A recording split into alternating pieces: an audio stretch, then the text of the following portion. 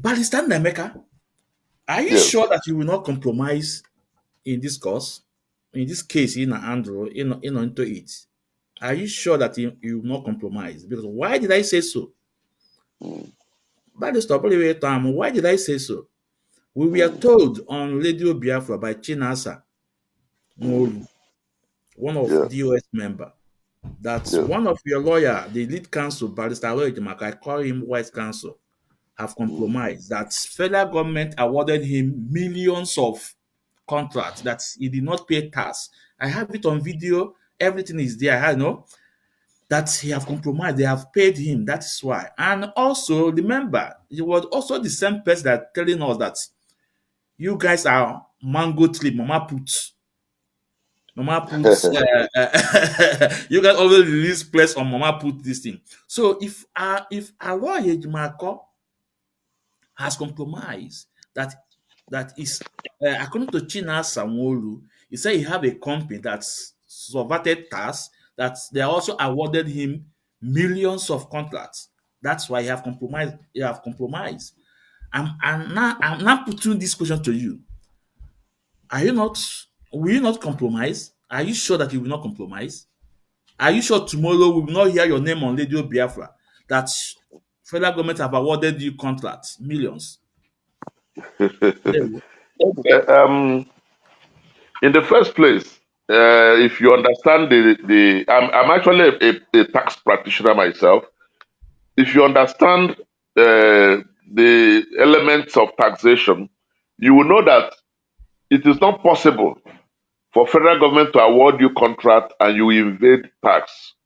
Because for you to evade paying the federal government tax, it means they are paying you directly, they are paying the money directly to you. But what federal government does is that if they award you contract, at the end of the day, when your money is computed, they deduct your tax from the source before they now give you your balance. So federal government cannot pay you for contract you did and then ask you to pay tax. No, that is not federal government for you. The federal government will deduct their tax from the calculation they have done. They will deduct it from the source immediately. So it's not possible to say that federal government award contract to somebody and he didn't pay tax. It's not possible. That is one. Then secondly is I'm not holding the brief of our lawyer Ejimaka anyway. I don't know if he's the owner of the company, but I heard a rumor that his brother has a company of that nature and does some things for federal government. But I don't think evasion of tax can be tied to it. Now, like I said, I'm not holding the brief of our lawyer. Our lawyer will be better placed to defend himself. But as you directed the question to me whether I can compromise or whether I have compromised or whether I will compromise, as I'm here now, today, being the 12th of January 2025, Sunday, I don't think I have compromised yet. Okay? I don't think I have compromised yet. If anybody has any alter, any small evidence to show that I have compromised, please, I beg the person to bring it forth and make it public so that we can look at it. Then, as for whether I will compromise tomorrow, my mind is telling me that I will not compromise tomorrow. I'm a human being, no. I'm a human being. I'm not saying I'm sent or I'm an angel or that I'm a prophet that will know what will happen tomorrow. But the way my mind is today, I do not think I have it in mind to compromise. And I have come from a long line of people who love Biafra. My father fought in the Biafran Civil War. His elder brother also fought in the Biafran Civil War, under the Oka Onitsha province. They fought physically. My father was the foreman of the military work of the Biafra military workshop because he was a trained mechanic. Okay, so he fought on that front and did well. And when Uwazulike started Masop, my father was neck deep and was a Benue coordinator. in it. And he was trying to drag me to join in the Masop thing. I said, then I become a lawyer anyway, and I joined Festus Kiamo in representing Wazulike when he was brought at the Federal High Court. Then the Federal High Court was in Metama OAU quarters, presided over again by the same Justice Binte Nyako. You know, I was dragged to visit Okwe to enter the camp where is or was that time. Sorry, my phone might shut down any moment. So my phone is about to shut down. Wow. Yeah, sorry. This is Nigeria. We don't have lights. Oh my Let God. me see if I can get a cut quickly. So there is no how compromise or not, can come into my agenda, at least for now that I know. Sorry, I'm taking you. Oh God. I just pray I can meet up. Hold on. Oh shit. Oh God. Ah, don't go off. Mm.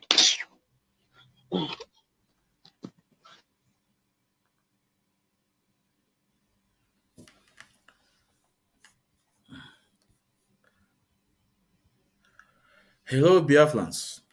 Welcome to Hard Talk with Barrister Nnaemeka Ejiofor, one of IPOB lawyer with Mazi Ezumezu Nwekwensu. As I welcome you, please welcome others and share this program. And we hope that he will come back again. He will come back because Nigeria problem, awkward law, and that's why we are fighting to restore our modern nation called Biafra. We hope Barrister Nnaemeka will come back again because his phone has been shut down due to power. There's no energy, no electricity, no better. We hope that he will come back and we will continue where we stop. And I also, if he come back, I will put up the link. If you have one or two questions to ask, please come in and ask the question. But also remember, please, your camera must be open. If your camera is not open, I will not bring you in. And we are not putting our phone number to call. No. You are one of the community standard of Mazi Ezumezu Nwekwensu. My own way is different. We will use our little space to pass our message. And the right Chineke. So I hope that Barrister Nnaemeka will come back again because we have a lot to ask him, and we hope that he will fix up the energy on his phone. So far, so good. We appreciate MNK lawyers. They are wonderful. These men are wonderful. These men put their life at risk. They put their life at risk to free our leader and for what we believe. And he came back from East yesterday.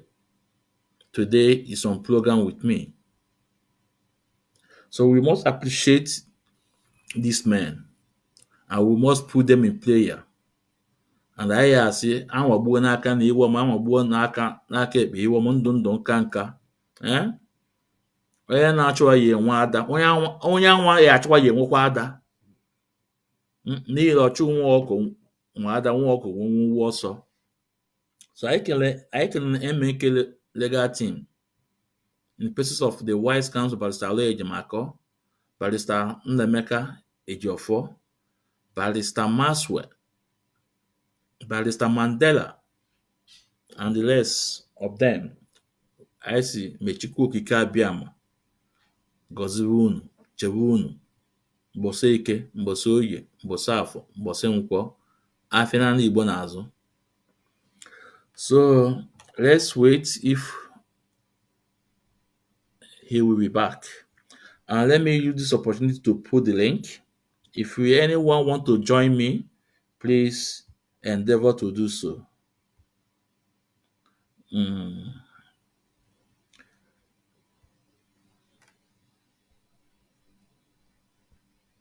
yeah.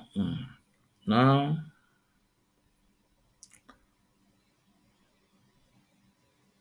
now the link is there. The the link is on YouTube. Ikechukwu Ezumezu.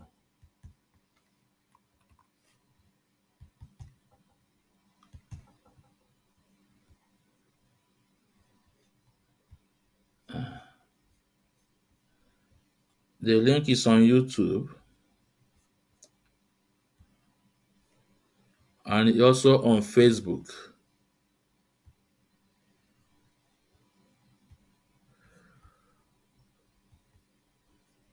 Yeah, on Facebook, the link you can get the link on Mazi Ezumezu Nwekwensu on Facebook. On YouTube, you will get the link from Ikechukwu Ezumezu. Let me pin it. So so I have pinned it. It's on Facebook and on YouTube. So if you want to join, please you endeavor to do so while we are waiting for the barrister to come back.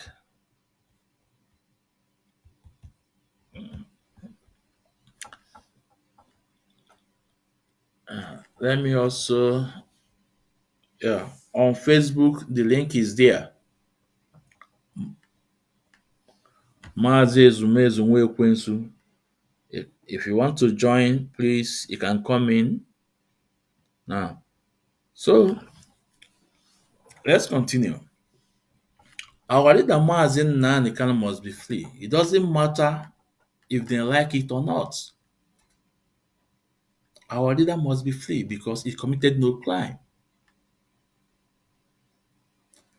Now, for benefit of doubt, let's see if you can pray for what you have said so far, because I don't want to play videos because it will take us a lot of time.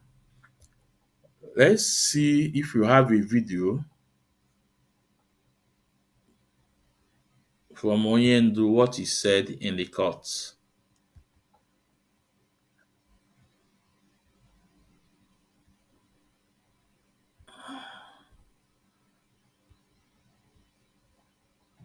Mm,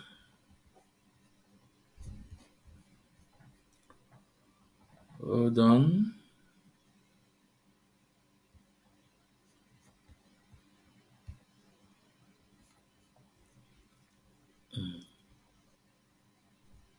Just hold on.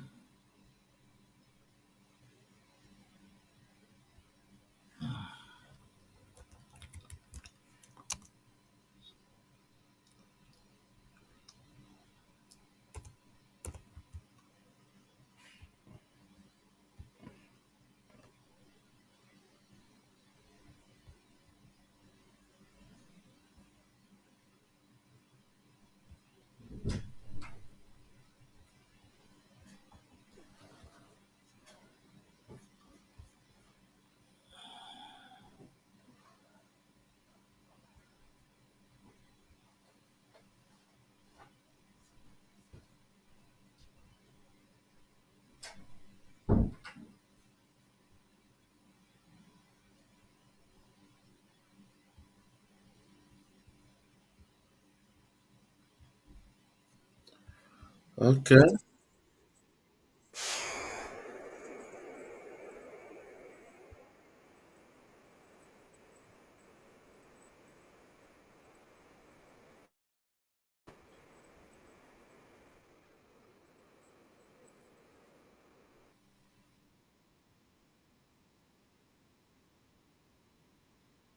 Let's play this clip.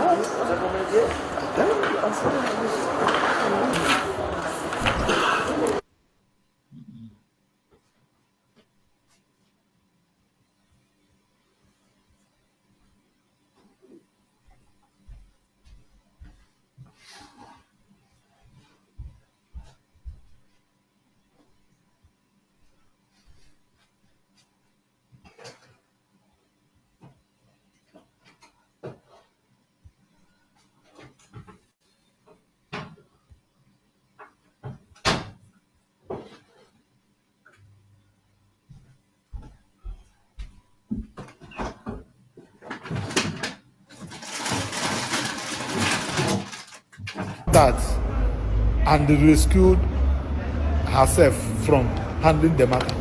So, and getting to 1 year now, one expected that the CJ of Federal High Court, as a matter of urgency, should have reassigned the case to another judge. But up to now, nothing has happened. And we expected Attorney General, the Minister of Justice, who came and said that Nnamdi has a case to answer, to come if they actually have a case before against Nnamdi, to come with to come and make the application to ensure that the matter is being reassigned. But that they never did. But on our own, we are the defense team. We have applied that the matter should be reassigned. After seeing Nnamdi, I went to see him today. That is 8th day of January 2025. So he's hell and hearty and committed to his struggle. So I'm ready to face the trial. That one is on that. Attorney General that has been going around saying that they have we expected them to apply to ensure that the matter was being reassigned so as to get a date, so that the matter will be had accelerated, will be given an accelerated hearing. But now nothing has happened. So we have applied, believing that the CJ will reassign the matter. On the other hand, when I just came by, I've been in the Southeast for the past 2 weeks for Christmas and New Year celebration. I had some people asking what is the Ohaneze, the land that Ohaneze, the Igbo political leaders, they are not doing anything. Both the Igbo political leaders, the Igbo religious leaders, Igbo traditional leaders, they are not doing anything with respect to the Kalu's matter. Anybody who is believing that they are not doing anything. Okay, now they say that they are looking to go and visit President Bola Ahmed Tinubu. But the president went to the Southeast, where everybody, all the meaning members of the Southeast, the people of the Igbos, we expected the political leaders, the religious leaders, the traditional rulers to organize themselves and use that opportunity to make a demand, a firm demand from the president with a letter telling the president that the New Year gift you can give to the people of Southeast, the New Year gift you can give to the people of the Igbos is to unconditionally release Nnamdi and allow him to continue with his agitation. But that they never did. They went that place and be praising the president, giving him title, praising him, even the ones that he never expected. I'm talking about eye-servicemen. I heard them saying, so these are the things so anybody who is saying I learned that one said that they're trying to secure appointment, get a date with the President Ahmed Bola Tinubu for them to come and pay him because visit. But he visited them. He was in Enugu. Everybody was watching them. They never did anything. They said that they are commissioning project. Project for who? The people of Southeast that are not happy, whose business has been destroyed as a result of sit at home, who are not happy because their son, who never committed anything, who is just a freedom fighter, is being incarcerated simply because he's from the Igbos. The criminals that are committed obvious case, everybody know, are busy moving around freely. So what are we talking about? So they know that they don't have any case against Nnamdi. That's why they are running away from trial. That's why they refuse to come and make sure that the matter is being reassigned. So it's rather unfortunate. So that's why the update we want to. So anybody, if you are Igbos, you know how to pray, you can pray. You know what you can do, just to ensure that Nnamdi Kanu regain his freedom and continue with his agitation for self-determination and for the government to address all those issues that marginalize the people of the Igbos. So that is why we are in court. We believe that now that Barrister Nnaemeka has made an order recusing herself, that order is still subsisting, is still in force. He has no the only authority that can set aside that order recusing herself is Court of Appeal and nothing more. I'll keep you posted. Thanks and God bless you. Maxwell Opera is my name. The Lego team, Nnamdi Kanu. So, this is one of Emeka legal team, Maxwell Opala. You can hear from him his explanation, and he said the only way they can set aside that statement from our leader Nnamdi Kanu is to go to appeal court. And the same thing Barrister Nnaemeka said here too. And also, when I asked Barrister Nnaemeka, is it not time we stop going to court? Because Onyendo have got all the victory from all various courts, even international, and Nigeria government did not obey it. Is it not time we stop? You guys had his response. And Iwoku is the truth. What he said is 100% truth. Now, I want to take you guys to this video from our leader Nnamdi Kanu.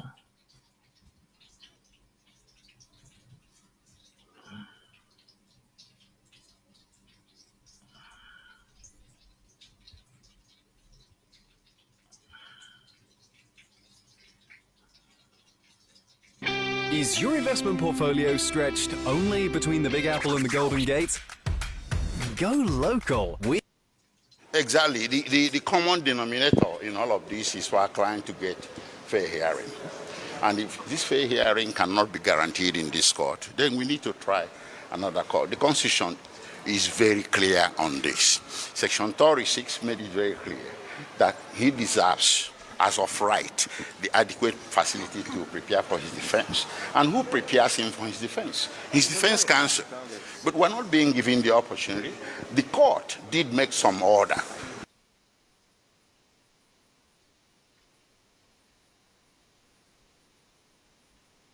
We are disobeyed in their material particulars. For instance, we were not provided a clean room where no one will have listening devices for our client to get fair hearing. And if this fair hearing cannot be guaranteed in this court, then we need to try another court. The Constitution is very clear on this. Section 36 made it very clear that he deserves, as of right, the adequate facility to prepare for his defense. And who prepares him for his defense? His defense counsel. But we're not being given the opportunity. The court did make some order. And the consequences of that order would have resulted in getting him adequately prepared. But most of those orders were disobeyed in their material particulars. For instance, we were not provided a clean room where no one will have listening devices to listen to our conversations. And our documents, legal documents we take to the DSS facility, detention facility, are interdicted and seized and taken to places, photocopies and whatnot. Even anybody who is not a lawyer knows that Barrister, welcome back, a defendant who is facing the death penalty deserves to have some private time with his lawyers in terms of preparing for his defense. It's not everything we discuss that is critical to his defense that the prosecution is supposed to know in advance. But this is exactly what was happening in this matter. And then secondly, we do have 3 appeals. One goes to restoring his bail, which the Supreme Court severely criticized revocation of his bail by this High Court. And the other 2 go to the jurisdiction of the High Court to try him for these offenses. So what is really the essence of rushing to trial when you have these 2 situations militating against such trial? So we took that position and we tried to relay it to the Honorable Court, but the court was insisting in the face of all this, especially the injustice of not allowing him his constitutional right to fair hearing, the court was insisting on proceeding to trial.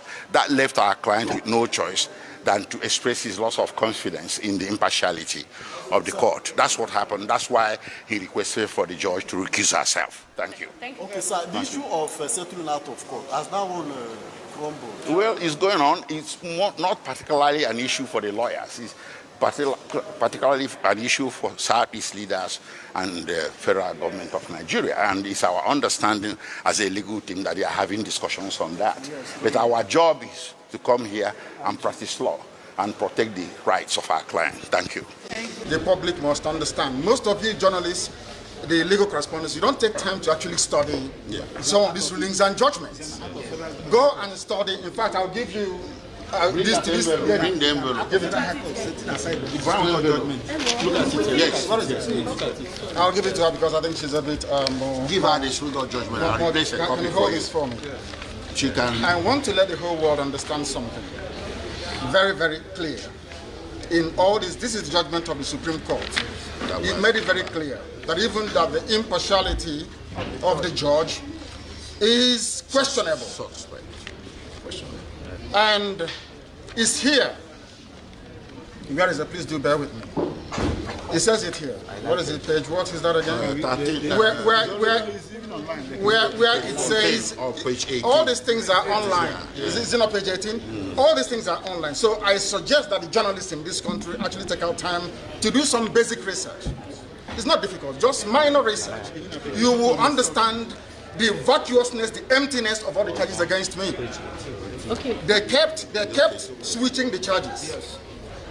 They said I committed this crime in England, isn't it? Yes. I made a broadcast in England. Yes.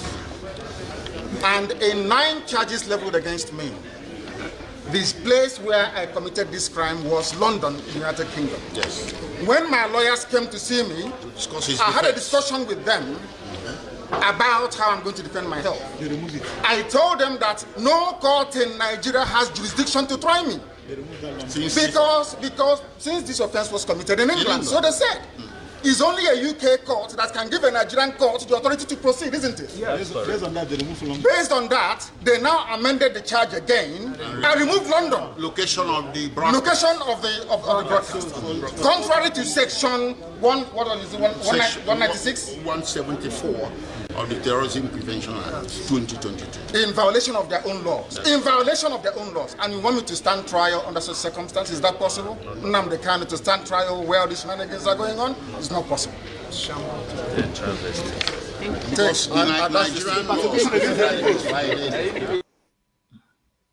So, Barrister, welcome back, Barrister. Welcome back. Welcome back. Thank you. Sorry. Yeah. We don't have light. Okay. So your battery is not full enough now to carry out the listing. So let's see how far we can go now. All right. Okay. So Barrister, I was talking on whether I will compromise. So let me just round it up that I feel I will be better off in an independent Republic of Biafra. So there is no need for any compromise anywhere. Let me just round it up that way. Ndewo Barrister. Okay. Chineke ya agba unu ume. Ndewo. So Barrister, with this video I just played, and we saw you there, do you have anything to contribute before we move? Or we move on? Yeah, it's just the same thing we've said before, that our client has asked that another court can try him if there must be a trial, but not just Binti Nyako. And in any case, by our extradition act, for you to try to bring somebody in from another country and try him in this country, the court in that other country should be the one to give you the authority to try him in your own country. So if they had followed the extradition procedure, they would have first taken him to a Kenyan court. Then the Kenya court, after listening to the evidence they claim they have, will now decide whether Nnamdi Kanu has committed a crime worthy of trial or not before sending him to Nigeria. But because they know they will fail, the federal government decided to become kidnappers. And that is why they kidnapped him from Kenya and brought him into Nigeria to face a kangaroo trial. And I've always said it wherever I am. If the federal government of Nigeria was a human being like myself and yourself, they should be in prison by now for kidnapping. Yes, because that is what they did. Kidnapping Nnamdi Kanu from Kenya and bringing him into Nigeria makes the Federal Republic of Nigeria a criminal state. It makes the Federal Republic of Nigeria a criminal state. Every kidnapper is a criminal. So if the federal government of Nigeria kidnaps somebody, then it has made them a criminal state. And they should be ashamed. They should have been ashamed of themselves. And to redeem themselves, what they should have done is to get all those who participated in the criminal kidnapping of Nnamdi Kanu and charge them to court for kidnapping. That is the proper thing to do. All those who went to Kenya to bring Nnamdi Kanu back to Nigeria should be arrested and charged for kidnapping. You know? And that is why kidnapping is in Nigeria. They are not able to stop it. Why? Because Nigeria is a criminal state. So if anybody is thinking that kidnapping will stop anytime soon, I doubt very much. It may not stop soon. Because the Federal Republic of Nigeria itself has also practiced kidnapping. And only a kidnapper can give birth to kidnappers. That is why everywhere in Nigeria you have kidnapping, everywhere kidnapping. You go to the north, kidnapping. You go to the east, kidnapping. Middle belt, kidnapping. Everywhere, kidnappers. Abuja self, they are kidnapping here in Abuja. And even the modus operandi of our security system is like kidnapping. Because they come to your house, middle of the night, carry you away in the name of arrest, take you to a place where nobody will know, and they will never allow you to communicate with your people. So all those who are in detention in Wawa military barracks, for instance, all those are kidnapped victims as far as I'm concerned. Kidnapped by the security agencies of the Federal Republic of Nigeria and taken to where they cannot reach their family members. Yeah, So Barrister, kidnapping has become a successful business. we are coming to that. We are coming to that. Yeah, Yeah, yeah. yeah. So But kidnapping has become federal government of Nigeria business, as far as I'm concerned. Thank you. yeah, Ndewo Barrister, Ndewo Barrister. No, Wow. yeah, Barrister. What you just said about Wawa Barak, your voice